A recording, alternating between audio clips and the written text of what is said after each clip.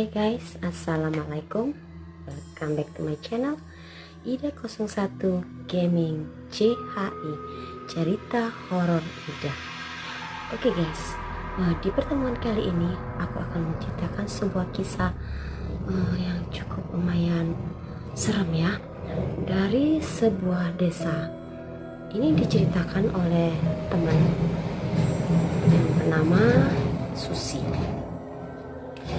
Jadi si Susi ini pernah bertemu dengan Tante Kia atau kuntilanak berbaju hitam di sebuah kampung. Oke guys, mau tahu kelanjutannya? Ikutin aku terus, jangan kemana-mana ya. Tapi sebelumnya jangan lupa di subscribe, like, comment, and share, dan nyalakan juga tanda loncengnya biar kalian bisa tahu video-video aku selanjutnya. Oke guys, check it out. Oke guys, aku memulai cerita ini di jam 11:30 malam guys, karena aku memang mencari momen yang sepi dan sunyi, dimana tidak ada lagi terdengar suara orang.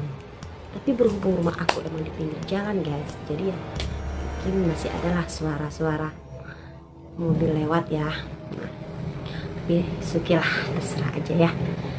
Terus aku udah matikan lampu, jadi aku mau fokus ke cerita ini ya. Oke guys, dimulai dari si Susi ini kan main ke rumah temannya di daerah manalah, pokoknya adalah di sebuah daerah ya, mungkin di sebuah perkampungan terpencil guys, karena di situ enak katanya kan, tempat hiburan, sejuk, udaranya sejuk. Jadi kesanalah mereka ya, si Susi dan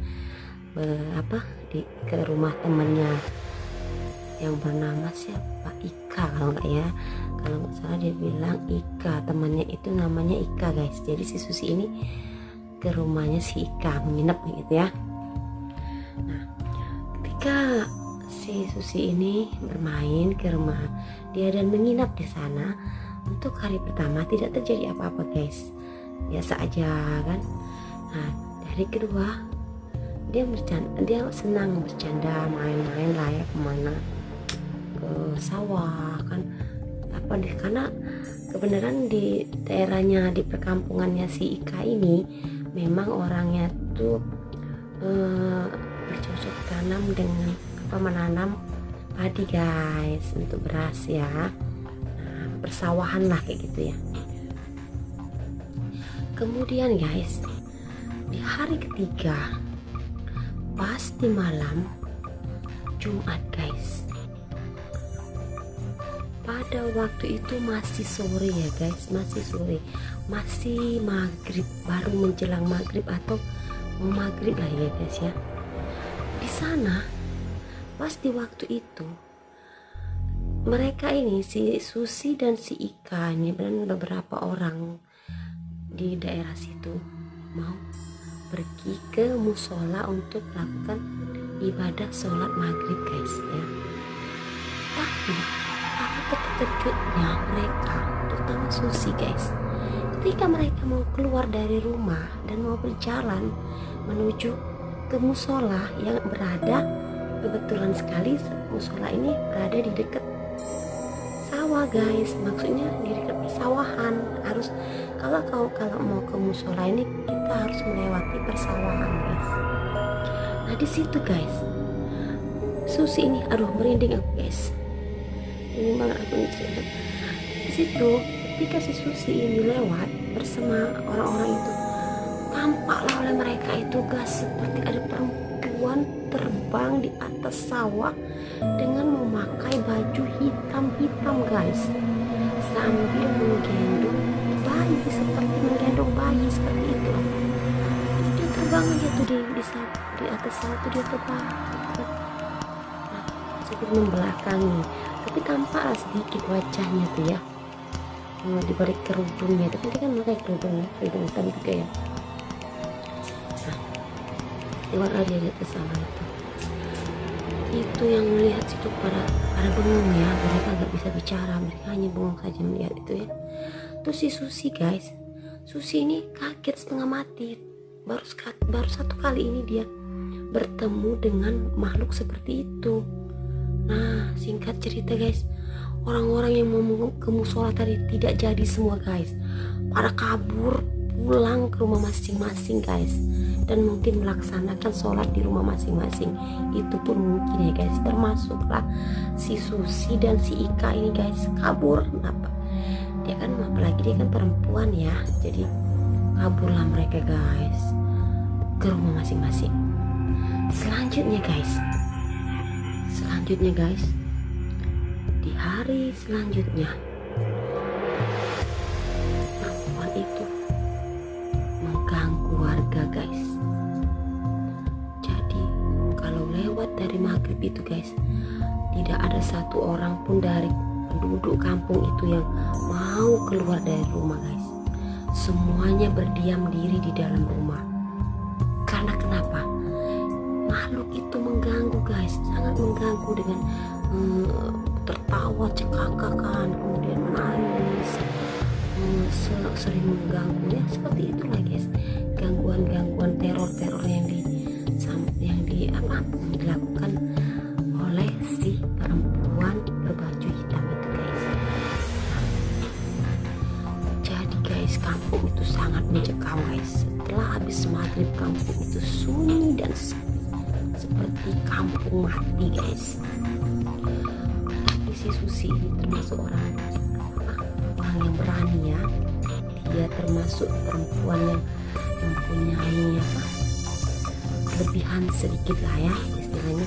Dia juga ahli ibadah, jadi sepertinya dia bertahan di kampung itu guys. Dia penasaran dengan si perempuan berbaju hitam yang seperti yang dinamakan orang adalah kuntilanak berbaju hitam guys. Nah di situ si Susi juga bingung guys. Dia bingung kenapa ada kuntilanak berbaju hitam. Mestinya kan kuntilanak itu kan berpakaian putih seperti yang di film-film atau cerita-cerita orang gitu. Tapi kali ini dia melihat perempuan itu berbaju hitam guys. Nah tapi katanya juga, kata orang-orang tua yang zaman yang dahulu ya, katanya ya kalau memang kuntilanak asli itu guys ternyata memang berbaju hitam guys. Itulah katanya ya. Nah jadi si Susi ini bertahanlah di daerah itu ya, di rumahnya si Ika ini, sambil mencari-cari tahu siapa sebenarnya wanita ini, apakah ada ceritanya, kenapa dia seperti menaruh dendam di kampung itu, kenapa si Susi ini berpikir kenapa si kuntilanak hitam ini seperti ada dendam di daerah situ, di kampung tuh, selalu mengganggu warga situ sehingga warga situ tidak bisa melakukan aktivitas ibadah ke masjid, ke musola guys.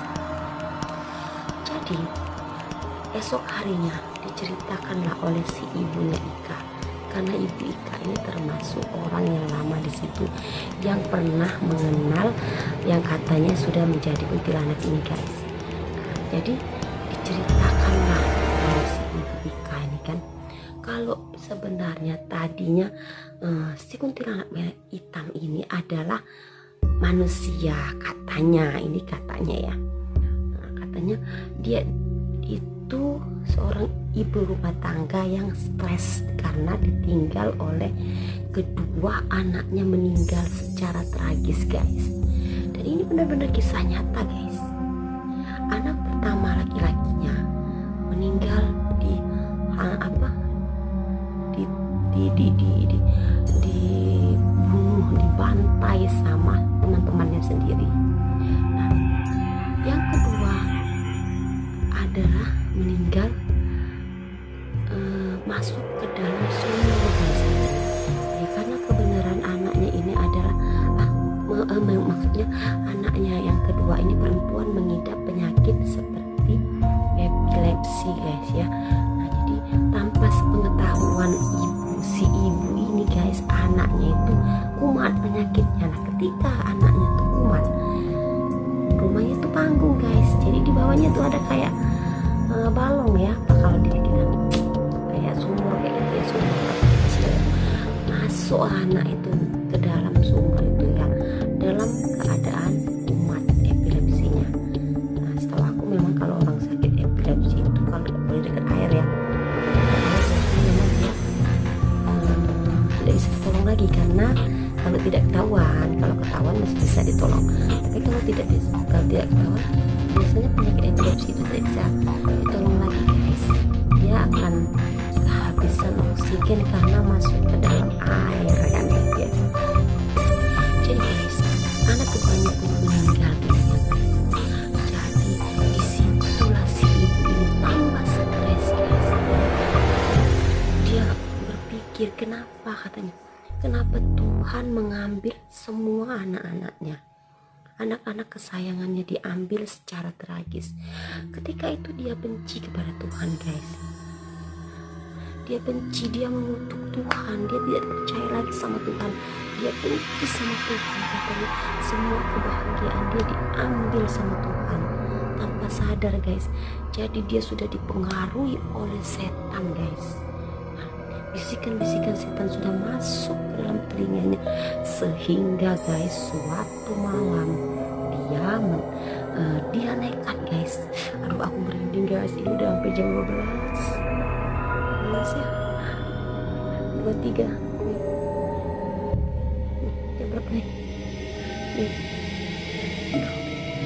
Hampir jam 12 malam guys nih ya, jam 12 malam. Aku tuh kalau cerita kayak gini bagusnya tuh malam guys, jadi dapat ya, kalau siang aku nggak dapat. Jadi guys ya, suatu malam si ibu ini sudah benar-benar tidak bisa menerima kenyataan, dan akhirnya dia memutuskan untuk mengakhiri hidupnya dengan menggantung diri di pohon belakang rumahnya guys. Akhirnya dia memegang nyawa dengan perbuatan dia sendiri. Apa yang terjadi setelah itu guys? Jangan kemana-mana, aku akan kembali ya. Jadi guys, tiap malam seringlah terdengar suara-suara seperti cekikikan, kemudian tangisan di kampung itu guys. Jadi kampung itu jadi serem dan sepi mencekam. Jadi membuat warga-warga di kampung itu enggan keluar setelah maghrib, karena si kuntilanak hitam ini guys keluarnya pada waktu maghrib sampai menjelang subuh. Dan kalian tahu apa yang dilakukannya? Dia selalu mengganggu warga-warga setempat yang mau berangkat ke musola guys. Kemudian guys, pada suatu hari di kampung ini tiba-tiba datanglah seorang guys. Pada suatu hari kan bilang tadi ada seorang laki-laki, boleh dikatakan dia adalah seorang ustadz ya, yang mau sholat di musola ini. Nah, ketika dia mau sholat, mau ambil air wudhu itu di sana sampai sudah habis guys, sudah kering. Nah, airnya pun menjadi hitam karena tidak diurus, karena sudah berapa bulan belakangan semenjak kejadian si ibu itu meninggal, itu musola tidak dipakai lagi guys.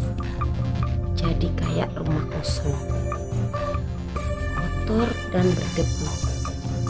Nah, jadi ketika ustadz itu mau mengadakan sholat bersama dua santrinya, semua yang ada di musola itu gimana ya menceritakannya, serem guys. Jadi musola itu pintunya pada jatuh guys, jendela-jendelanya pada jatuh ketika si ustadz itu masuk. Dibersihkanlah sama kedua muridnya tadi kan, musola ini disapu dulu, pinjam sapu sama warga, dan dibantu oleh warga untuk membersihkan musola ini guys. Dan apa yang terjadi guys setelah musola ini dibersihkan? kembali lagi kotoran itu, datang lagi debu-debu itu kembali lagi guys. Ternyata si perempuan ini, si kuntilanak hitam ini melawan guys, ya. Dendamnya kepada dunia begitu sangat besar sehingga membuat kekuatan pada dirinya untuk melakukan yang bisa lebih lagi. Tapi si Ustaz tidak takut. Dia selalu membaca ayat-ayat suci kan, untuk mengusir si makhluk ini. Tapi dengan beraninya, dengan kekuatan yang dimiliki oleh si perempuan ini, si kuntilanak hitam ini guys, masih saja dia menghambur-hamburkan semua kotor-kotoran dan debu-debu sehingga membuat warga kewalahan, dan si Ustaz pun sedikit kesal ya melihat perbuatan si kuntilanak hitam ini. Dan akhirnya guys, kalian mau tahu apa yang terjadi? Janganlah. Akhirnya Pak Ustadz ini memanggil kedua santrinya untuk membacakan sebuah ayat yang bisa menaklukkan si kuntilanak merah ini guys.